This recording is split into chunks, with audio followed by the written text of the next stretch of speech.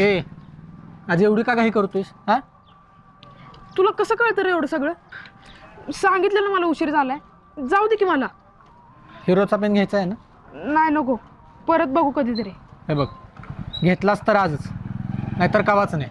तसं असेल तर चल मग, मला रंगीत कागद बी घ्यायचं आहे.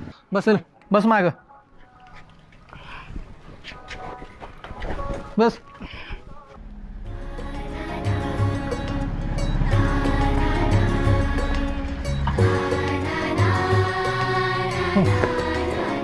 ठीक आहे, जा.